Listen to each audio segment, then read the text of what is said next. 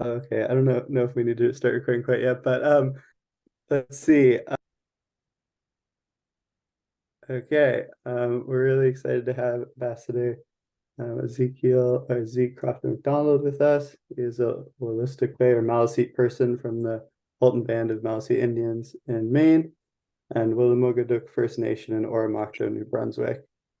He serves as his nation's tribal ambassador to the Maine State Legislature, a board member for the Wabanaki Alliance, and is a tribal co-commissioner for the Houlton Band on the Maine Indian Tribal State Commission.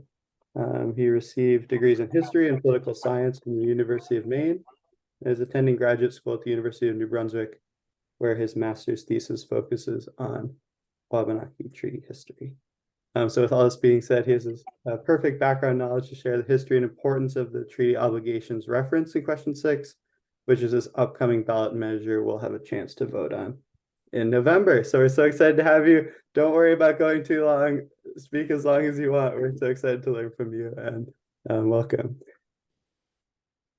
Of course. Well, thanks. And I'll launch right into it. Willing Bayou, Nili was Zeke Crofton-Macdonald. Wulustakwe, Nail, Nujaya, Budak Negiag, Naga, Wallamagaduk. So good evening, everyone. My name is Zeke. I'm a Wulustakwe person from the Houlton Band here in Maine and Oromocto First Nation, New Brunswick. And I, as Ezra just mentioned, the tribal ambassador for the Houlton Band. And first, thank you, Ezra, and the entire Maine Youth Climate Justice team for the invitation to speak today. I'm excited and grateful for the opportunity. And I also want to thank all of the youth for all the work you're doing and just the very willingness to be present and engage on issues involving climate and social justice. All of these issues are complicated and frankly a mess. And it takes bravery to commit yourself to the fight at such a young age. So, Wiliwan. I was invited to speak today to specifically address one of the referendum questions that will be before Maine citizens in November, question 6. And for a little background, this coming November, there will be a few questions which need to be voted on by Maine citizens. The reason why question 6 needs a referendum vote is because it is an amendment to the Maine state constitution. In short, question 6 proposes to print the full constitution without omission. So right now, if you were to download a copy of the Constitution from the state website, you will get an abridged version. There were many sections that were never officially removed from the Constitution, but are no longer included in the printed versions. For the most part, this was done out of simplicity and to save on printing costs. Today, however, most of us access these documents online, and printing costs are far less daunting. That's the simple overview of question 6. If you vote yes, the state will resume printing the full unabridged version of the state constitution. When this bill began, however, it looked very different. The Wabanaki Alliance, a board composed of representation from each of the Wabanaki Nations here in Maine, worked with the Speaker of the House, Rachel Talbot Ross, to submit a bill, LD 78, which was titled a resolution proposing an amendment to Article 10 of the Constitution of Maine regarding the publication of Maine Indian treaty obligations. Originally, the intention behind this bill was to draw attention to the fact that the Maine legislature voted way back in 1876 to remove from printed versions of the state constitution the state's promise to honor Wabanaki treaty obligations. Over the course of the bill's time in the Judiciary Committee, it was pointed out that there are many other sections of the Constitution that have been similarly removed. And it was argued that if we were to resume printing this section, why don't we resume printing all of it?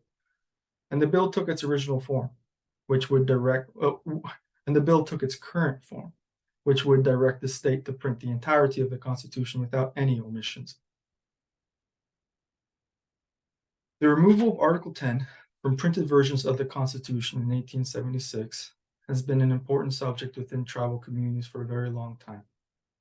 But knowledge of this event rarely seemed to ever be discussed elsewhere in the state and in state education.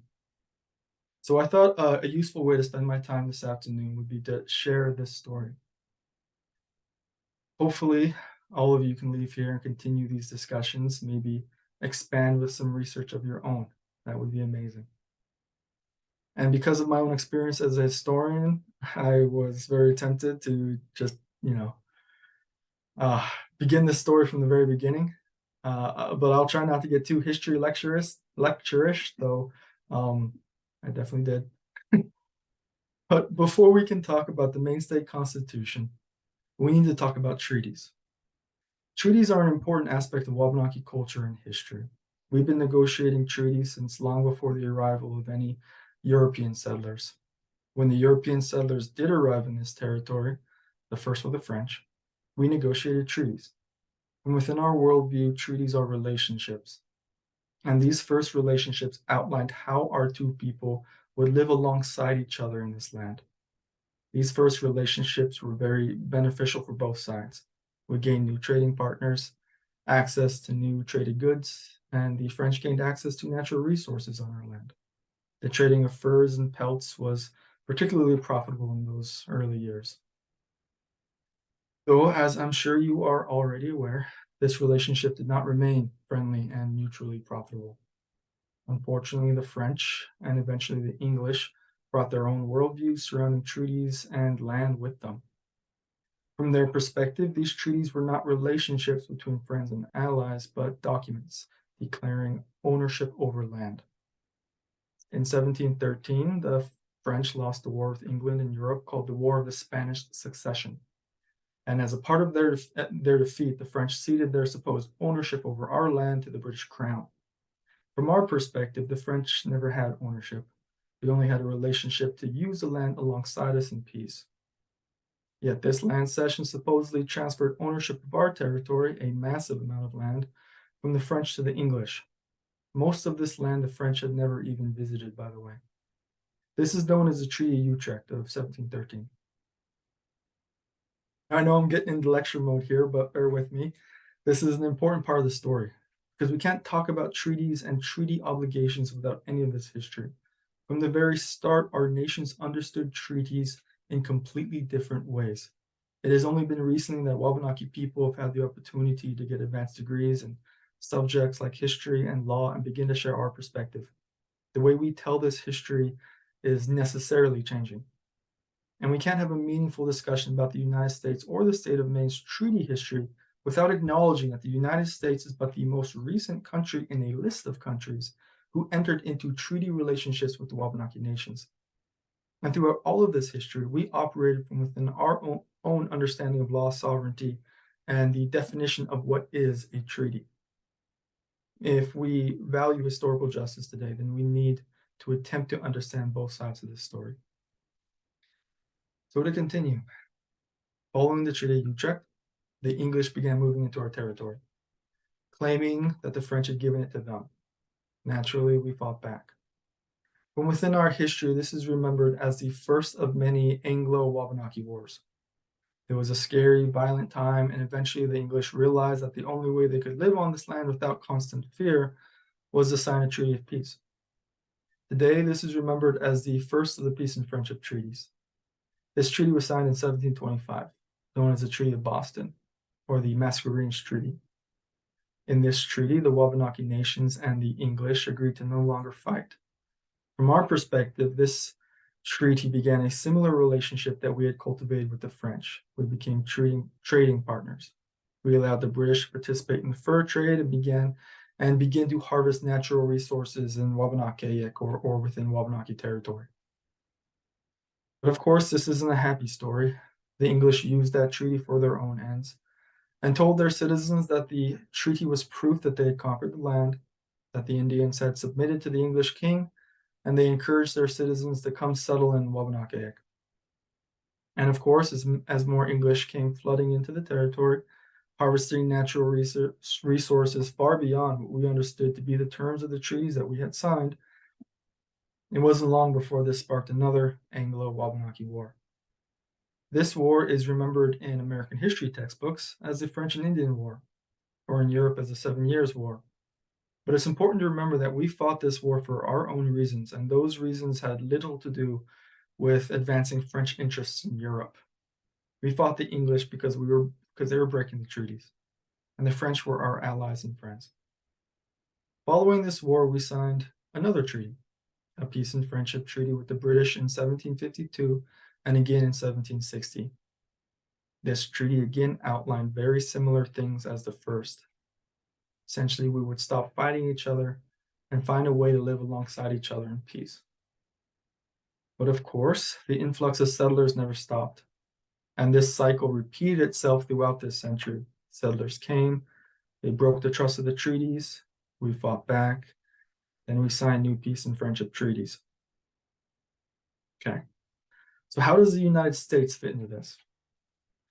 Well, when the British colonists of the 13 colonies rebelled against the British Crown in 1775, they declared themselves an independent nation, and as such, they declared that their government had the authority to negotiate with the native nations. The British Crown had historically declared that only the Crown had the authority to negotiate international documents, such as treaties with native nations. Part of the revolutionaries' declaration that they are now sovereign and independent was the act of signing their own international treaties. The United States signed treaties of alliance and friendship with the Wolastoqey, Mi'kmaq, Penobscot, and Passamaquoddy.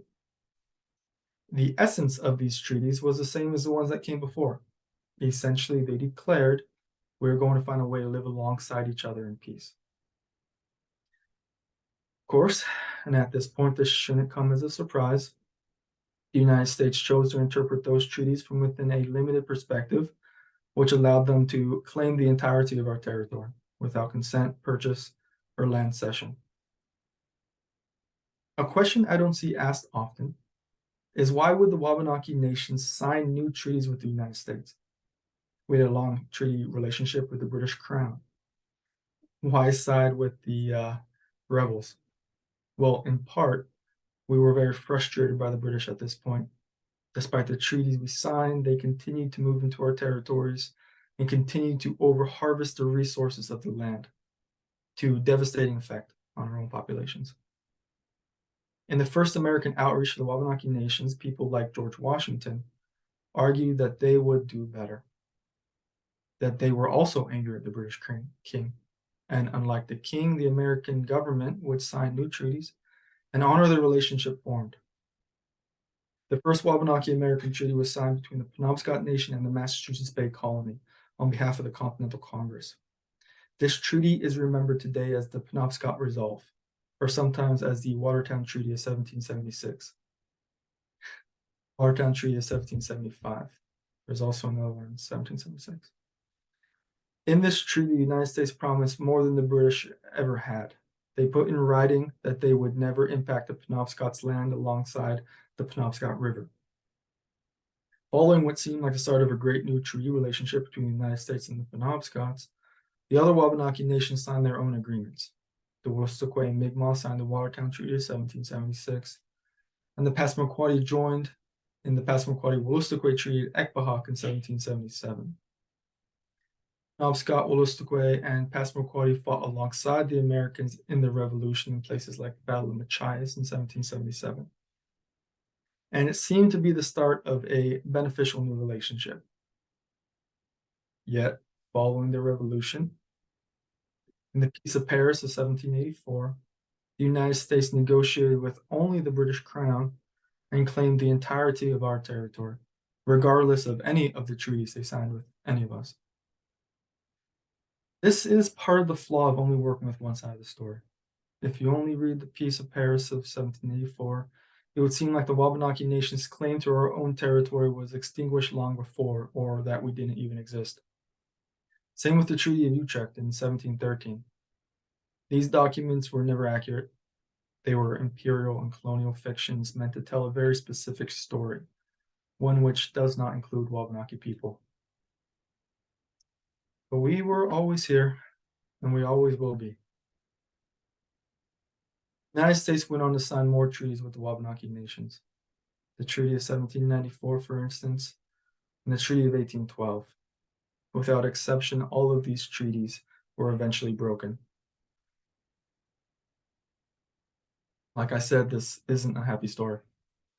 Before the creation of the state of Maine in 1820, this land was claimed by the Commonwealth of Massachusetts. Within Maine's original state constitution was Article 10, which held the promise that Maine would inherit all of the treaty obligations which had been promised by Massachusetts. This included things such as the Penobscot Resolve of 1775, the Watertown Treaty of 1776, the Treaty of 1794, and the Treaty of 1812. Some of these treaties specifically dealt with claim over land and resources, not all of them, but all of them were expressions of sovereign nationhood and international law. In 1876, the Maine legislature voted to remove Article 10 from printed versions of the state constitution. The Constitution was not amended to remove these obligations completely. They were just quietly hidden. Article 10 remained in effect. In fact, it still remains in effect. Fast forward to 1980 and the Maine Indian Land Claims Settlement Act. Now, I know I'm showing a lot here, but this story is almost done. The Maine Indian Land Claims Settlement Act sought to settle all of these outstanding treaties en masse. The Maine state government agreed to award the Wabanaki Nations money to buy land, and in exchange, all of the claims deriving from any of the treaties will be fully and permanently settled. Now, of course, there is a mountain of problems with the Settlement Act. To this day, the Wabanaki Nations still haven't received the full amount of money or land that they were promised, not to mention things such as the applicability of federal Indian law and reservation lands, which remains a point of disagreement to this day. But I'm not going to go into too many specifics there. For those curious, the Wabanaki Nations put in legislation last session to amend some of these injustices, and we will continue to do so. Yet regardless of the Settlement Act, and regardless of whether or not these treaties have legal repercussions today, there is no excuse for not talking about this. We need to bring this out of the darkness and talk about these treaties and our collective history on this land together. I hope I didn't overwhelm you with all this history, but I think one of the most significant things that can come from question 6 is education. It is an opportunity to finally talk about this history. All of this is a part of Maine history because it is Wabanaki history. If we genuinely care about social justice and building a meaningful relationship between our people today, then we need to educate everyone about all of this. I once heard a Wabanaki professor describe the Wabanaki American treaties as our social contract. It is a part of our story on this land together, and by not talking about it, or not including it in our Constitution, we're refusing to acknowledge the foundations of our relationship. This change is long overdue, and I hope we can build a better future together. And thank you for your time today.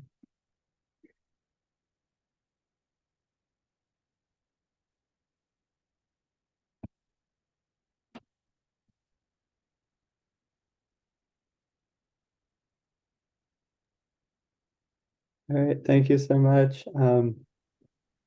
That didn't feel boring at all to me. I don't know. Hit points rapidly. I tried to make it less, I tried to make it interesting. Oh yeah, thank you so much. You covered 200 plus years in 25 minutes. So yeah, I just wanted to open it up to general questions. Does anyone have any questions?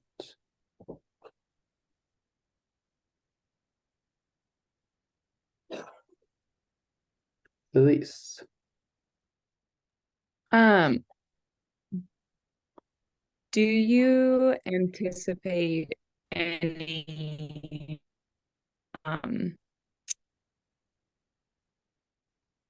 opposition to this ballot question? And if so, what are the kinds of arguments you're hearing?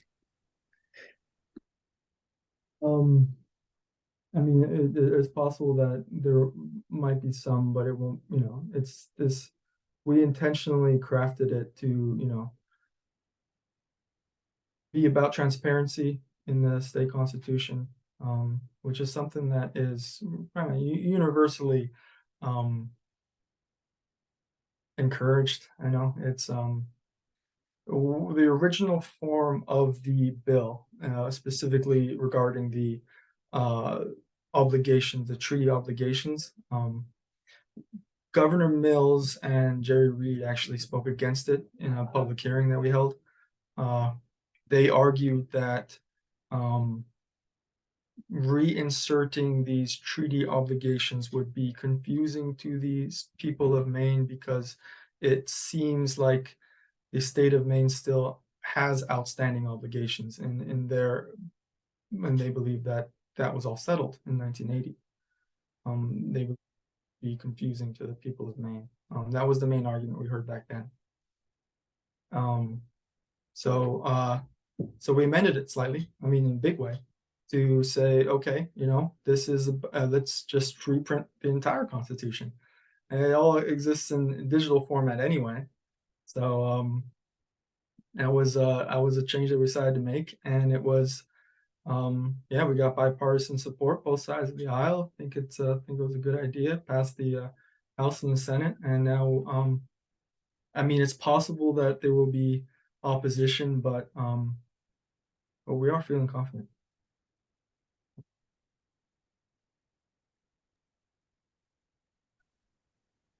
Yeah, I think you were starting to talk about this a little bit, but you cut yourself off for time constraints. But I am curious to um think a little bit more about how this relates to larger questions of tribal sovereignty and updating the Wabanaki Studies Law, because these are two pieces of legislation that we as a group are tracking and are really interested in. So do you think that if this passes, it can like create a ripple effect that will help these other causes? Yeah, I think the main benefit of question 6 is the opportunity to educate. When people say, it's still part of the Constitution, there isn't any legal repercussions, or what's the point of doing all this? That's the main benefit, as far as I'm concerned, is the opportunity to talk about this history, because there's no excuse for not. There really isn't, so I mean, I do see it connected to the Wabanaki Studies push as well, because all of this is connected to the necessity to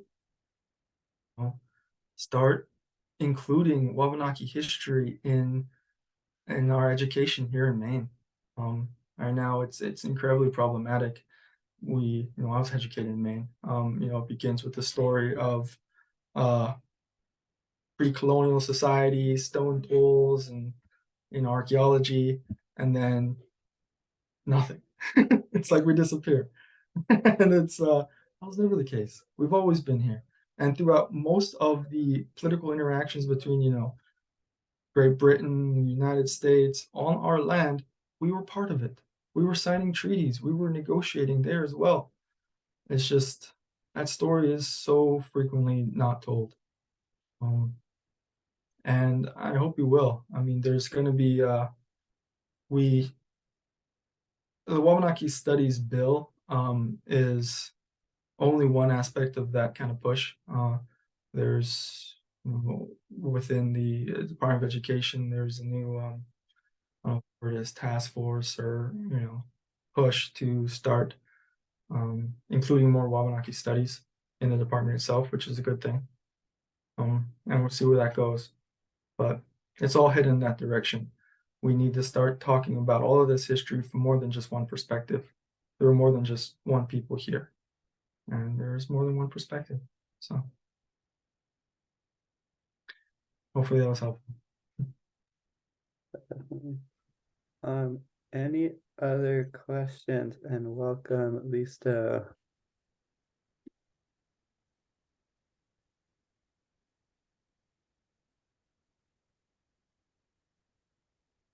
I mean, I keep asking questions if no one else does.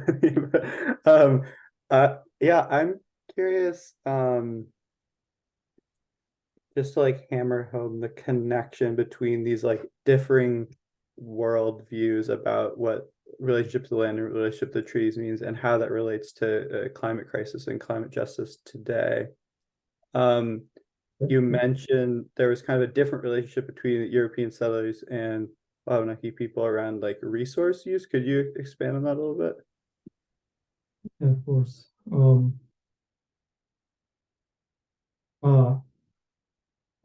to share some traditional knowledge and traditional relationship to land. One thing that I was always taught is that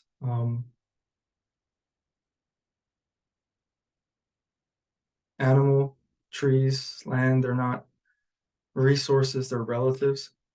We have a phrase, Su Domabame, which means all my relations, which means more than just, family and blood ties. It's your connection to everything. And that is the worldview from which we signed our treaties.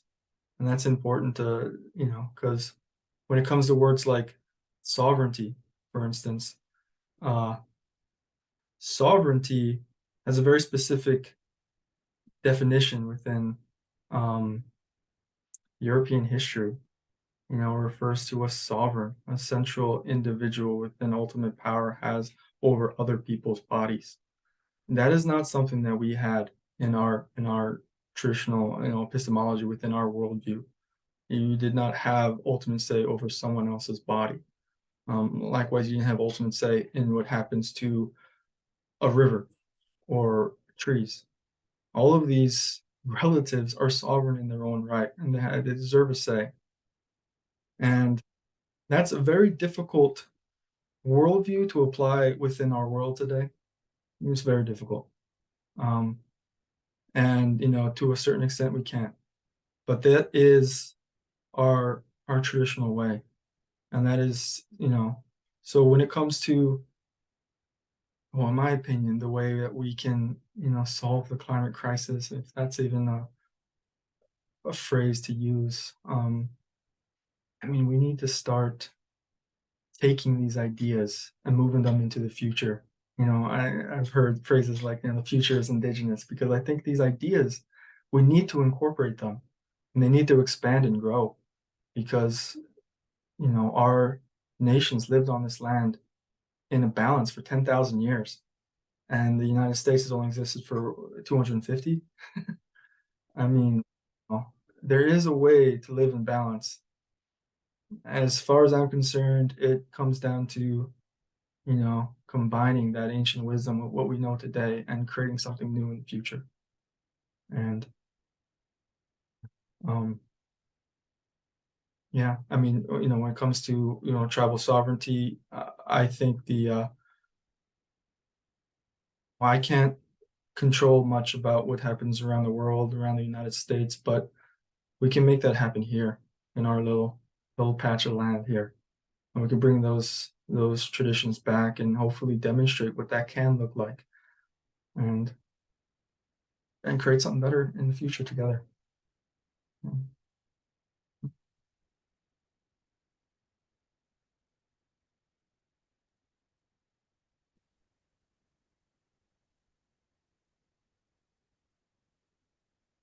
All right. Anyone else before we let Ambassador Zeke go? Oh, I guess we could talk about.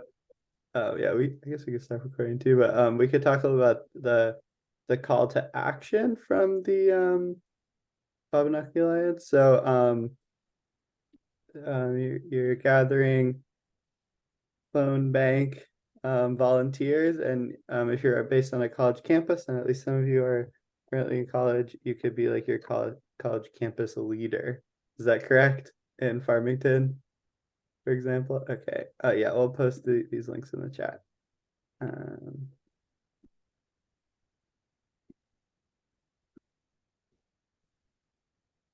Oh, it's like, yes, can someone do that? Sorry. I can do that, Ezra.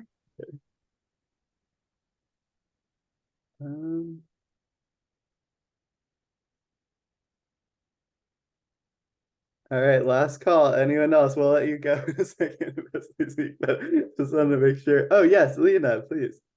What are some other ways people can get involved to like support this stuff and happening? Like, is there community stuff people can do? Well, yes, definitely. I think the call to action Ezra was mentioning is definitely helpful. But I think the biggest help is education. You're a college student. I don't know what you're studying, but we need people to do more research, to dig into these issues and to bring them to the surface, because there's a lot of work to be done. And yeah, we need allies. And I just had a conversation with a friend. He's a doctoral candidate up in University of New Brunswick, and he was worried about becoming an Indigenous historian because he's not Indigenous. And and I just, one thing I shared with him, and I'll share it here as well, is that we need to redefine the very structure of way we approach all of this history and the very field of history itself. And there's other fields that need this as well, decolonize the entire structure. And in order to do that, we need all hands on deck to do it. It's not just the Indigenous fight, it's all of us. So there's the call to action to help us in this particular vote, but in the greater effort to educate and to decolonize the structures all around us, and create a future.